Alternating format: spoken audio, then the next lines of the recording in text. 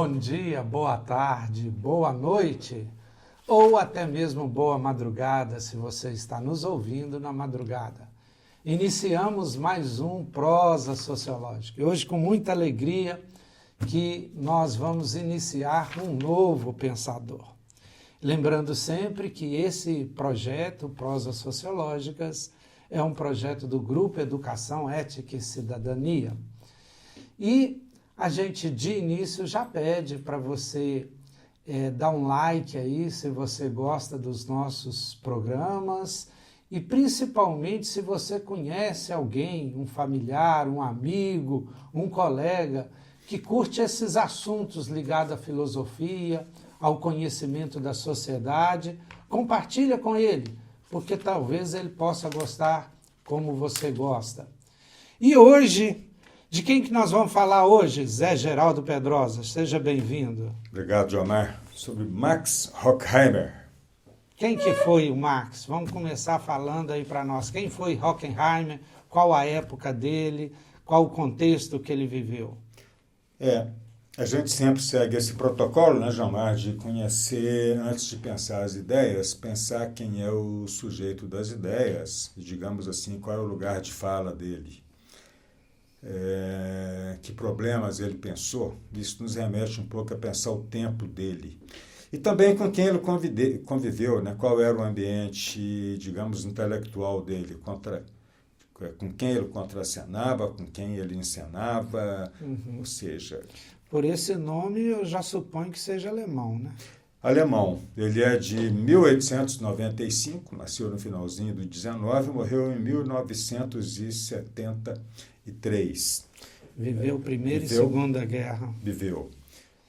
Pegou um pouco, se bem que ele era jovem ainda, no finalzinho da Belle Époque, mas ele tinha 5 anos. E depois, se a gente for considerar que a Belle Époque se estende ali até o início da Primeira Guerra. Primeira Guerra.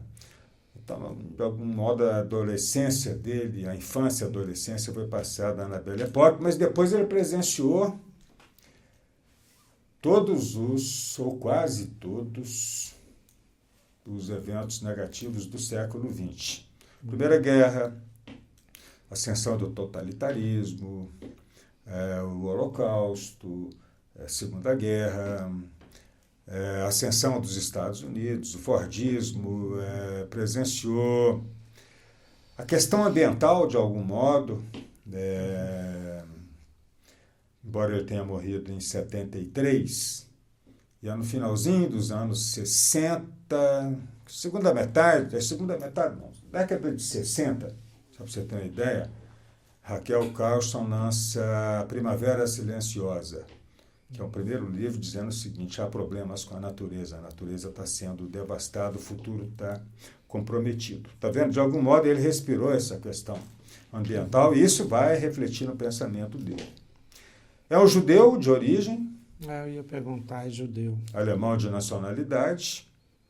Ele é um dos destacados pensadores da Escola de Frankfurt, ou da Teoria Crítica da Sociedade, ou do Instituto para Pesquisas Sociais. O mesmo de Adorno. É o mesmo. Aliás, Gilmar, quando a gente conversou aqui sobre Adorno, a gente falou dele. A gente gastou um programa desse, né, para falar da Escola de Frankfurt. E aí a gente falou da história da escola, do contexto, de como é que ela existia, do fato de ser uma escola mesmo, no sentido físico da expressão. Então, a gente não vai repetir isso, mas... É só assistir, né? É só assistir esse primeiro tópico sobre o Adorno, que lá a gente faz essa discussão como é que surge a escola. Outra coisa, Gilmar, sobre Horkheimer, a relação dele com Theodor Adorno. É uma relação, na história do pensamento social, alguém que poderia, se quisesse, fazer a história de algumas amizades. Hoje usa-se a expressão parceria. Acho que não é isso. Parceria é uma expressão mais mercantil. Amizades mesmo, cumplicidade, partilha de ideias, Pensar junto, como se duas ou mais cabeças pensassem juntos. Por exemplo, né, uma dessas amizades interessantes é entre Marx e Engels. Verdade. É uma amizade interessante, porque começa na juventude e dura a vida toda, e eles escrevem coisas juntas. E tem textos de Marx e Engels, por exemplo, tem textos do Engels que a gente pensa assim, isso é só do Engels, foi só ele que escreveu, mas Marx certamente concordaria com tudo. Como se houvesse uma certa divisão do trabalho intelectual entre eles. E uma coisa muito parecida acontece entre Adorno e Horkheimer. O Horkheimer chega a escrever, num livro que a gente vai falar dele hoje, e nos próximos programas dessa série sobre Horkheimer, ele chega a dizer o seguinte: seria difícil, abre aspas, seria difícil dizer quais ideias se originaram na mente de Adorno e quais na minha própria mente. A nossa filosofia é uma só. Horkheimer é que diz isso. Ou seja, eles pensaram juntos, eles escreveram juntos. Uma das obras que eles escreveram juntos, a gente falou bastante dela quando falava sobre Adorno, Dialética do Esclarecimento. É um livro fruto de duas cabeças e quatro mãos, lá onde está o ensaio sobre a indústria cultural. Tá vendo? Sobre a indústria cultural é um tema certamente mais do Adorno do que Horkheimer, porque Adorno escreveu outras coisas sobre isso, fez pesquisa empírica sobre isso. Mas o clássico texto, A Indústria Cultural como Mistificação das Massas, é uma obra dos dois. E, Zé, interrompendo assim, só para a gente caminhar, qual que é a importância dele, do Horkheimer, na sociologia? Pois uma delas é essa, ele é um clássico. Da mesma grandeza do Adorno, da mesma grandeza do Marcuse, que a gente vai conversar sobre ele. É um clássico, ele tem todas as características de um clássico, originalidade, o estilo próprio. Por exemplo, eu quero insistir num ponto, João Mar, ele mesmo fala que tem muita semelhança com Adorno no pensamento. Agora, a escrita deles é diferente, a textualidade dos dois autores é diferente. Por exemplo, o Horkheimer, isso é uma característica de todos os frankfurtianos, uma certa exceção do Marcuse, eles são ensaístas. O texto deles é o ensaio. Só que o Adorno ele também escreveu aforismos. Isso não existe em Horkheimer. Eu diria o seguinte, isso é muito complicado de falar, mas Horkheimer é um escritor mais fácil de ser lido do que o Adorno. Eu ia perguntar isso, qual que era mais fácil? Horkheimer é mais fácil. É difícil dizer isso, mas certamente qualquer leitor que lesse os dois talvez chegasse a essa conclusão ao final. Isso é uma questão da textualidade, é o modo de escrever. Sobre a importância dele, João Mar, ele é um clássico, mas, assim, particularmente, você podia perguntar assim, o pensamento desse sujeito nos ajudou em quê? Isso. Qual a importância o que esse autor ajudou a compreender? Eu diria o seguinte... Que seria a originalidade dele? Ele tratou de vários temas, mas assim, tem algumas questões que são centrais. Ele pensou, isso não é exclusivo dele, mas ele se dedicou muito a pensar a emergência das massas. As massas, a entrada em cena das massas é uma característica do século XX. Nós já falamos isso aqui em outros programas, quando falamos de Tocqueville, depois de Marx.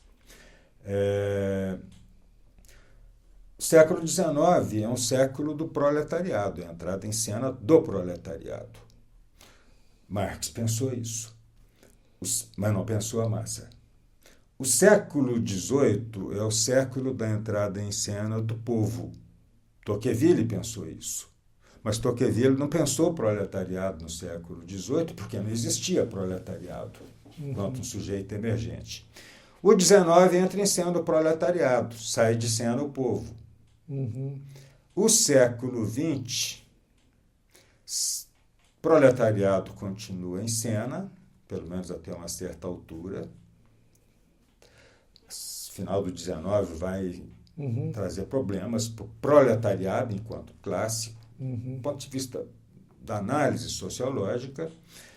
E o século XX vai colocar em cena a massa. Está vendo? A pauta da massa é diferente da pauta do proletariado. A pauta e a agenda, assim como a pauta do proletariado era diferente da pauta do povo. O povo estava falando em igualdade, liberdade, fraternidade. O proletariado está falando em jornada de trabalho, salário, 13º, direitos trabalhistas. Enquanto que a massa vai pleitear o acesso ao consumo, ao mercado. O direito das massas é o direito do consumidor, Código de Defesa do Consumidor. Está vendo como é que a pauta empobrece? Além do que a entrada das massas na política vai fazer estragos fantásticos. O populismo do século XX, Hitler, Mussolini, Salazar, Franco, no Brasil Getúlio Vargas, embora Getúlio Vargas tenha características próprias, são populistas que vão se dirigir às massas. Não é mais ao proletariado, não é ao povo, às massas. E vão mobilizar as massas. O Horkheimer, ele é um pensador das massas, um sociólogo das massas, e também do totalitarismo do século XX. Ele é um dos autores que pensa, não é exclusividade dele, Hannah Arendt também pensa isso, Adorno também fez isso, Walter Benjamin, mas ele pensa do que criou condições para a emergência do totalitarismo. E isso seria a originalidade dele? Isso é a originalidade dele e isso é o que dá atualidade a ele também. Ou seja, os temas que ele está tratando, que ele tratou, João Mar, são temas que estão na pauta em 2025. A emergência as massas continuam e agora entraram nas redes sociais. Eu ia extrapolar para isso.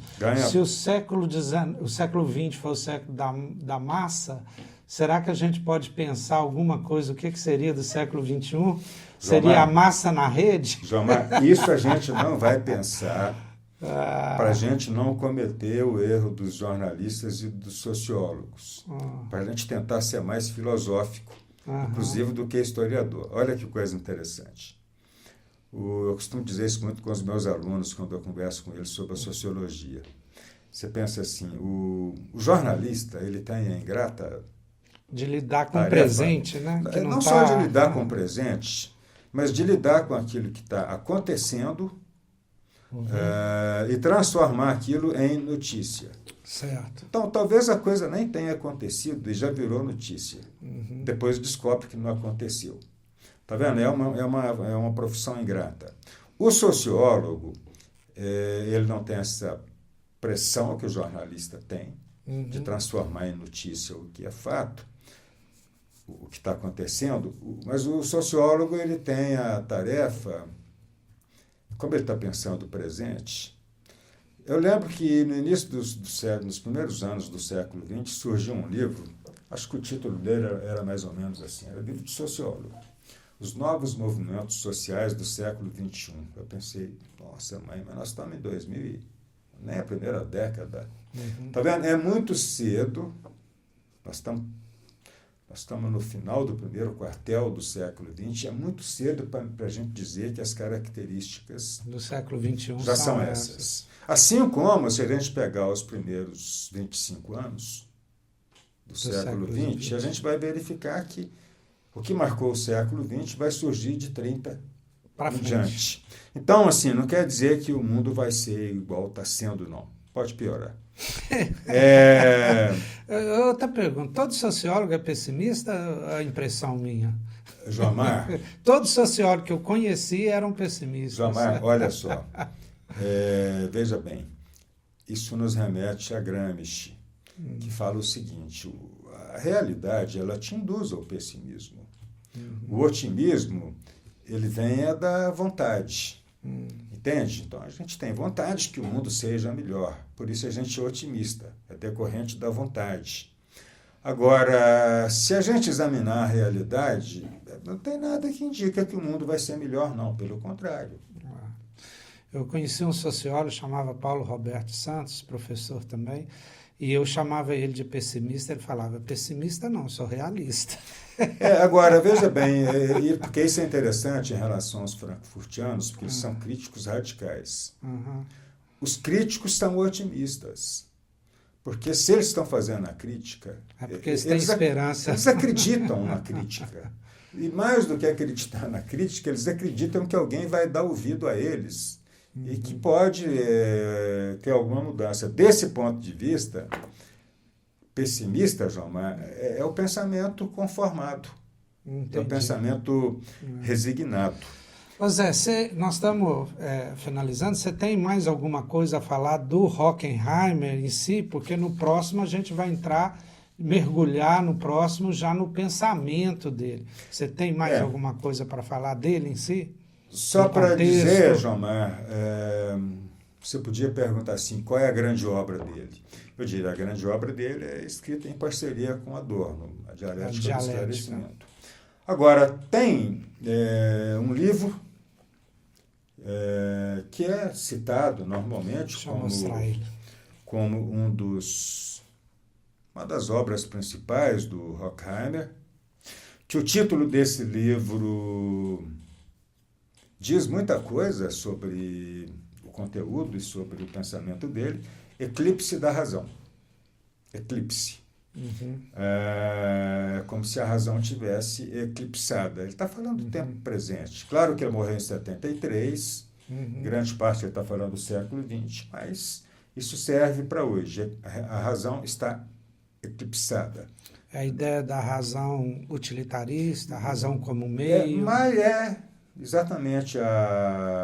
Ele olha para o mundo e fala assim, Jomar, não há nada no mundo, não há nada no mercado, não há nada no capitalismo, não há nada na vida como ele é, que seja racional.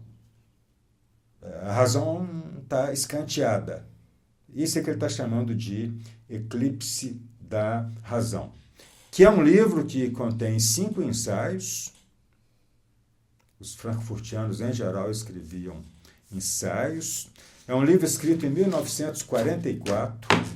Ele estava escrevendo a Dialética do Esclarecimento com Adorno, mas ele estava também na Colômbia, nos Estados Unidos, na Universidade da Colômbia. Ele também fugiu da Alemanha e depois voltou? Também voltou, mas voltou mais vezes aos Estados Unidos, mas seguiu um pouco a linha do Adorno, de regressar. Mas em 1944 ele estava na Colômbia e fez uma série de palestras. E os frankfurtianos eram muito organizados. Cada palestra um ensaio. Imagino até que em grande parte eles liam esses ensaios nas palestras. Então ele tem 5 ensaios. O primeiro chama Meios e Fins, que ele vai tratar disso. Nós vivemos no mundo da razão instrumental, ou seja, a razão tornou-se útil, o meio, enquanto tal é descartado. O segundo chama Panaceias em Conflito. O terceiro, que é um texto que a gente vai falar muito dele nos programas seguintes, é A Revolta da Natureza. O quarto, Ascensão e Declínio do Indivíduo, que também a gente vai falar dele. E o quinto, sobre o conceito de filosofia, que aí vai voltar ao assunto que ele trata em Meios e Fins, para pensar qual é o lugar da filosofia no pensamento contemporâneo. Então a gente vai falar muito desse livro ao longo dos próximos programas. Essa talvez, do ponto de vista assim, de o texto escrito exclusivamente por ele, sem a participação do Adorno, embora certamente muita coisa que está nesse livro eles tenham pensado juntos. Mas esse é um dos livros mais importantes, se não for o livro, a coletânea mais importante do Horkheimer, Eclipse da Razão. Muito bom. Queremos agradecer vocês que estão nos assistindo, né? O programa Prosa Sociológica, onde a gente tenta estudar a nossa sociedade em vias a melhorá-la.